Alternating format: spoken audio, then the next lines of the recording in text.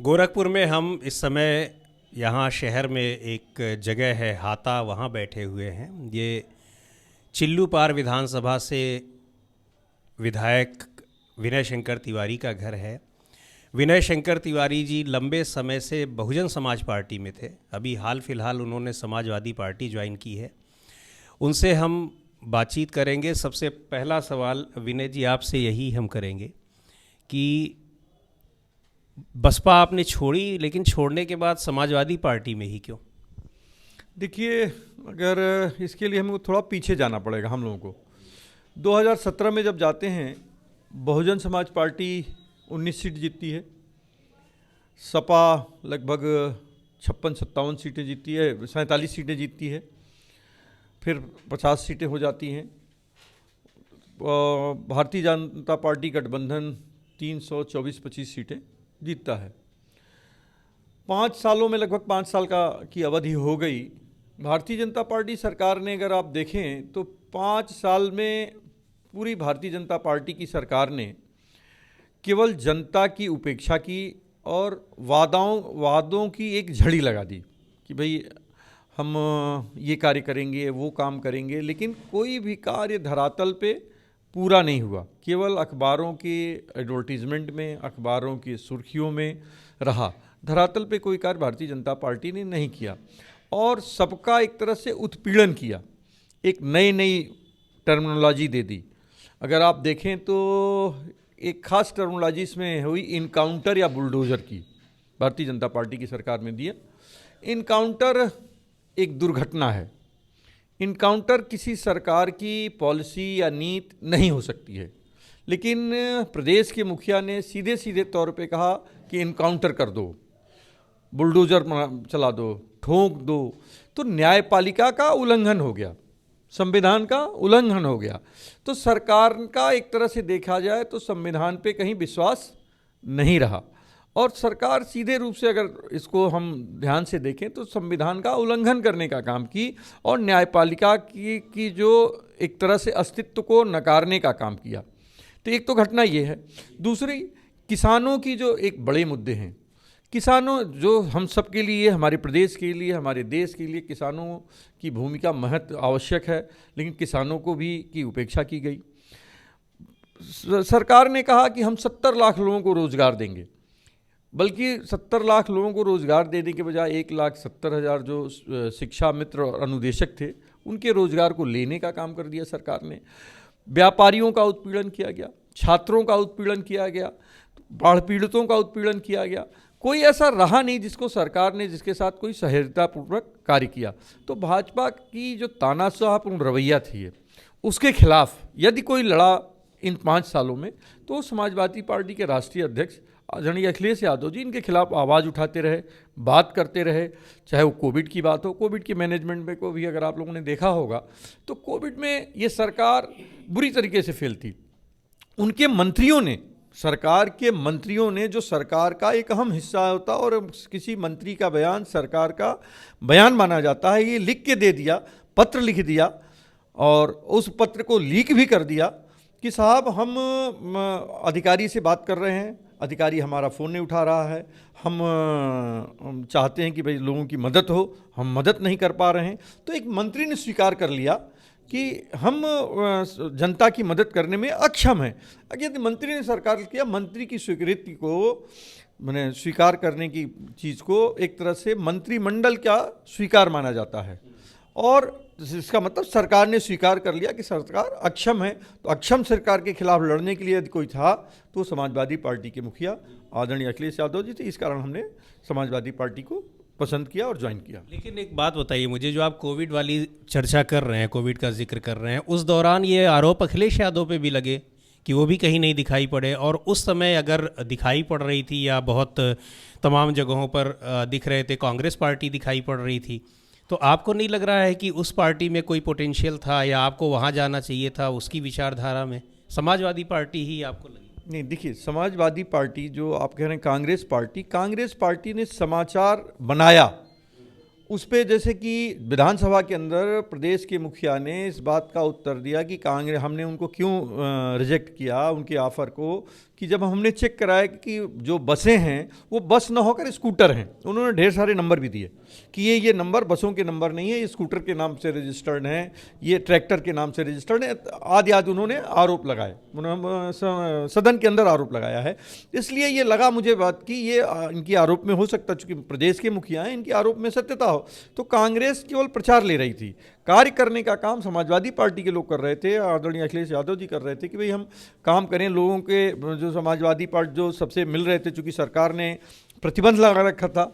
अच्छा, कोरोना का एक प्रोटोकॉल था, कोरोना को प्रोटोकॉल को पालन करते हुए वो कोविड में कुछ कर सकते थे, उस प्रोटोकॉल को अगर उल्लंघन करते तो सरकार फिर पुनः आरोप लगा देती कि साहब आप हमको सहयोग करने के बजाय असहयोग कर रहे हैं। तो सीधा सीधा सहयोग तो केवल सरकार ही कर सकती थी, बाकी लोग तो अपरोक्ष सहयोग कर सकते थे। और जैसे हम लोग थे तो हम लोग लोगों के पास जाते थे, मिलते थे, और भाई जो चीज़ें उपलब्ध हों उन्हीं में हम कर सकते हैं। लेकिन सरकार ने किसी चीज़ का प्रयास ही नहीं किया। सरकार तो 15-20 दिनों तक, जब तक कोविड का पीरियड रहा तब तक गायब रही। उनके मंत्रियों ने इस पे आरोप लगाया, हमारे कहने की बात नहीं है, मंत्रियों ने आरोप लगाया, उनके विधायकों ने आरोप लगाया। एक विधायक ने तो बड़ी दर्दनाक चिट्ठी लिखी कि मुझे बचा लिया जाए, हालांकि अंततः वो नहीं बचे, अंततः वो बचे नहीं, वो एडमिट नहीं हो पाए। तो जब सरकार के लोग, सरकार में बैठे लोग नहीं कुछ कर पाए तो बाकी किसी की क्या मतलब स्थिति रहेगी।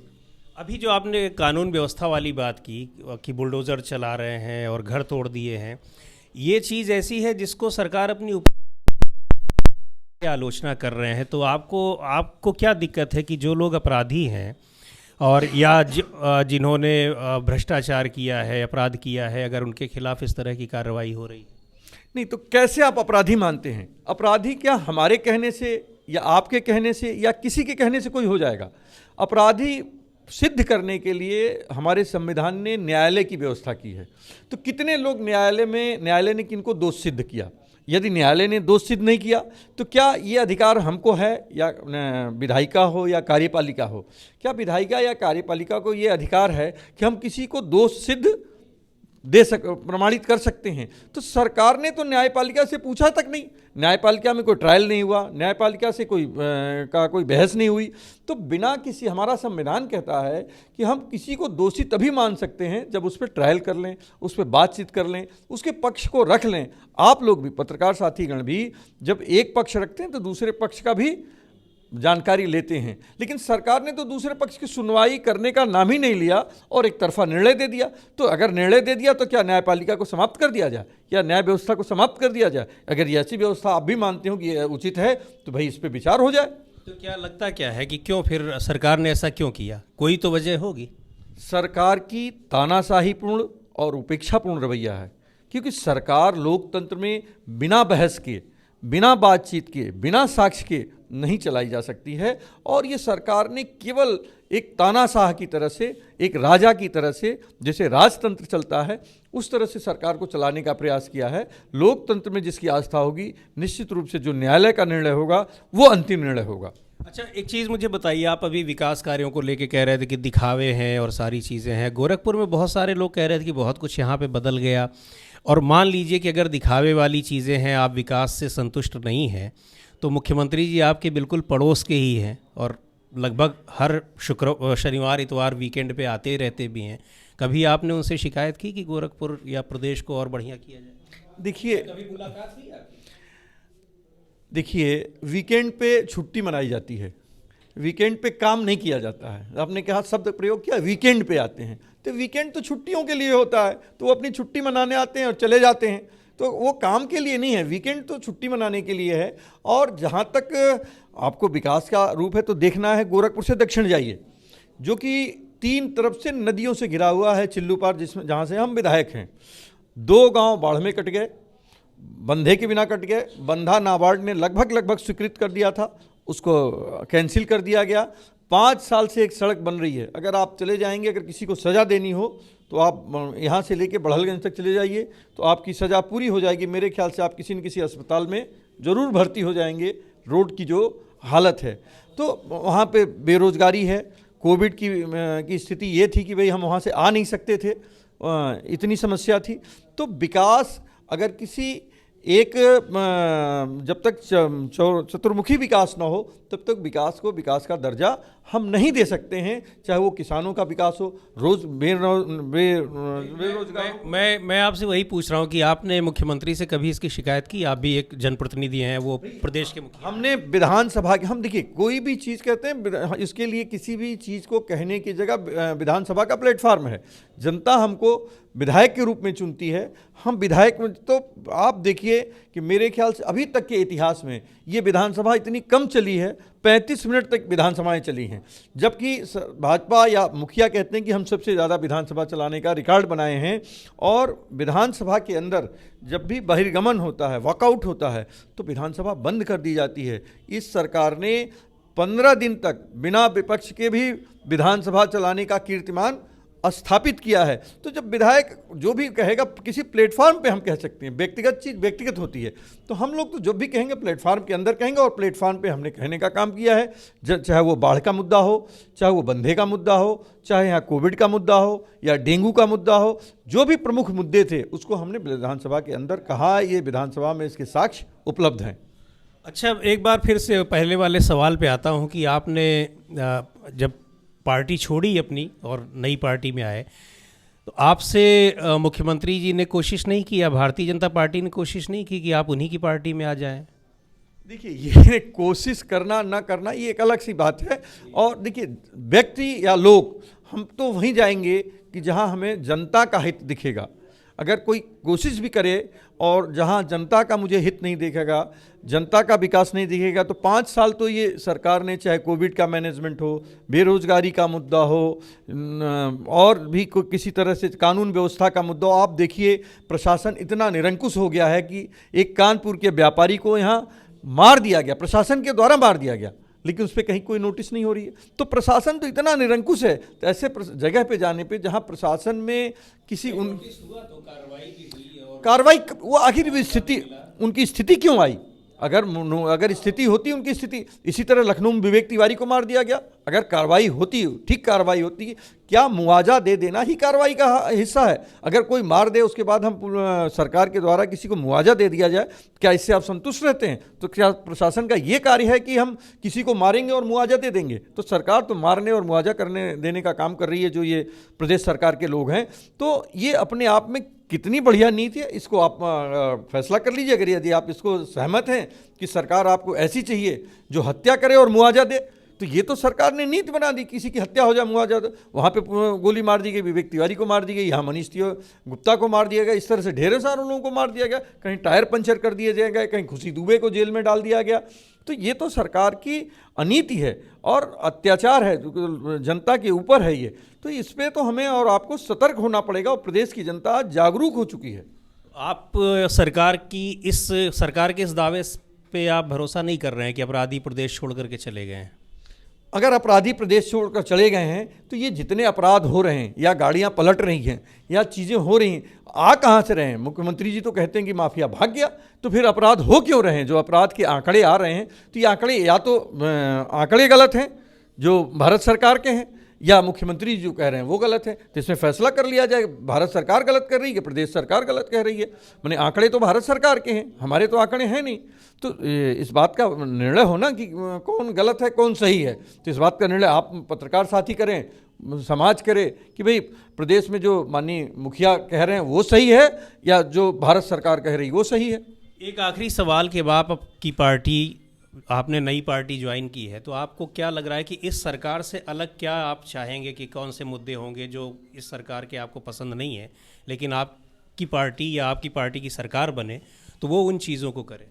देखिए, क्या होता है, स्वास्थ्य, शिक्षा, सुरक्षा किसी भी सरकार की प्राथमिक आवश्यकता होनी चाहिए, किसी की भी सरकार का एजेंडा होना चाहिए, किसी भी सरकार का लक्ष्य होना चाहिए जो कि लोगों को अच्छा स्वास्थ्य दे सके, सुरक्षा दे सके और लोगों को रोजगार दे सके। तो आप पिछली इतिहास को अगर देखेंगे अखिलेश यादव जी की, तो आप देखिए गोरखपुर, हम लखनऊ राजधानी, जो उत्तर प्रदेश की राजधानी है, उसको अगर हम उदाहरण के तौर पे लें, तो राजधानी में उन्होंने एक नया कंसेप्ट लाया, मेट्रो लेके आए, एक नया कंसेप्ट लाया, एक्सप्रेस वे लेकर आए, कैंसर अस्पताल दिया, वहाँ पे उन्होंने उस पर कैंसर अस्पताल बनवाया। फिर वहाँ पे जयप्रकाश नारायण सेंटर बनाया, जो कि सरकार ने लगभग अभी अधूरा छोड़ दिया है। वहाँ पे एक 100 नंबर डायल जो जिसको बाहर से का कंसेप्ट था उसको लेकर आए थे लोगों, आम जनता की सुरक्षा के लिए, पूरे प्रदेश की सुरक्षा के लिए, जिसकी सरकार ने नंबर बदल दिया और ये कर दिए।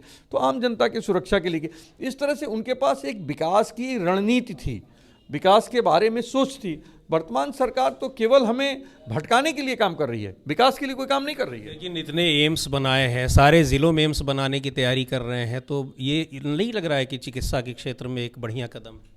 क्या आप मानते हैं कि बिल्डिंग बन जाने से एम्स बन जाएगा? एम्स का तात्पर्य होता है रिसर्च सेंटर। हमारे पास कितनी फैकल्टी है और हम कैसे फैकल्टी को तैयार करेंगे, इस पे भी पहले बात होनी चाहिए। आज जितने पीएससी हैं, लगभग 700 पीएससी में डॉक्टरों के पद खाली हैं। तो जब पीएससी के पद नहीं भर पा रहे हैं तो क्या हम जितने एम्स बनाने का दावा कर रहे हैं उसमें फैकल्टी हमारे पास कहाँ से है? और अभी तक जितने एम्स हैं उसमें क्या सभी फैकल्टी पूरी हैं? बीआरडी मेडिकल कॉलेज जहाँ हम और आप बैठे हैं, उसमें आज मेडिकल कॉलेज बने कितने दिन हो गए? अगर सरकार चाहती तो उसके जितनी फैकल्टी हैं उनको भरने का काम करती, लेकिन सरकार ने आज तक उस पर कभी कोई विचार नहीं किया। यहाँ राजीव मिश्रा जो यहाँ के प्रिंसिपल थे बीआरडी के, इंसेफ्लाइटिस के समय में उनको निरपराध जेल डाला गया। उनकी क्या गलती थी? गलती यहाँ के जिलाधिकारी की थी, यहाँ के प्रशासन की थी, लेकिन उनकी गलती एक जाति विशेष का होने के नाते उनके ऊपर थोपा गया, उनको जेल डाला गया और उनको प्रताड़ित करने का काम किया। साथ ही उनकी पत्नी को भी प्रताड़ित करने का काम सरकार ने किया। कहीं कोई स्वास्थ्य के क्षेत्र में काम नहीं किया है और बिल्डिंग बनने से स्वास्थ्य का क्षेत्र मजबूत कतई नहीं होगा। जाति विशेष वैसे मैं पूछना नहीं चाहता था, लेकिन अब आपने जिक्र कर दिया है तो मैं पूछ लूँ, जाति विशेष की वजह से क्यों प्रताड़ित किया गया? ऐसा क्या है? तो अगर राजीव मिश्रा जी ब्राह्मण थे तो ब्राह्मण तो इस सरकार के समर्थक हैं और समर्थन उनके दावा करते हैं कि उनके समर्थन से सरकार बनी है। ये बात सत्य है कि ये सरकार ब्राह्मणों के सहयोग से बनी है, बिना ब्राह्मणों के सहयोग से सरकार नहीं बनती।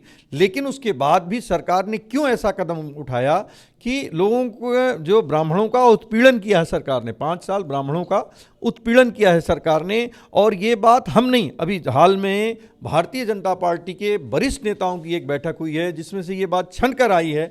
उनके जो लोग आज इस बात के रहनुमा बने हुए हैं कि नहीं साहब हम ठीक कर देंगे, वो लोग भी शिकायत किए हैं, लिखित शिकायत किए हैं, टेलीफोनिक शिकायत किए हैं और वो लोग भी परेशान रहे इस सरकार से, जो खासकर ब्राह्मण समाज के मंत्री, सांसद, विधायक रहे हैं कि साहब सरकार हमारी सुन नहीं रही है। आम भारतीय जनता पार्टी के जो मंत्री, सांसद, विधायक हैं उनमें ये आम भावना है, इसको लेके विद्रोह भी हुआ है और लेकिन सरकार ने उस विद्रोह को दबाने का काम किया है। और आज ये विद्रोह आपने देखा होगा, जल्दी अभी दिल्ली में कुछ दिन पहले ही एक बैठक हुई, उसमें इसी पे ये अखबारों की हेडिंग थी कि साहब ब्राह्मणों को कैसे संतुष्ट किया जाए, उनको भेजा जाए। यदि सभी संतुष्ट थे तो इस बैठक की आवश्यकता क्यों पड़ी? अच्छा, अब आखिरी सवाल मेरा ये है, आपने काफ़ी आलोचना कर दी, आप विपक्षी नेता हैं तो आलोचना करेंगे भी। कुछ ऐसे काम या कोई एक काम मुझे बता दीजिए जो योगी आदित्यनाथ की सरकार का है, आपको पसंद है, आप उसको अप्रिशिएट करते हैं। भाई ऐसा तो कोई काम आप टार्च लेके ढूंढोगे तो नहीं मिलेगा। क्यों? कोई एक काम नहीं है जिसको, कोई एक काम ऐसा बता दो आप, टार्च लेके ढूंढोगे तो ऐसा कोई काम नहीं।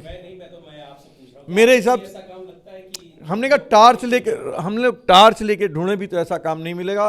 कहीं अहंकार में किसी का हम हित नहीं कर सकते हैं, किसी का हित करने के लिए हमको अहंकार से पहले दूर होना पड़ेगा। बहुत बहुत धन्यवाद विनय शंकर तिवारी। ये चिल्लूपार से विधायक हैं, बहुजन समाज पार्टी में थे लेकिन अब समाजवादी पार्टी में शामिल हो गए हैं।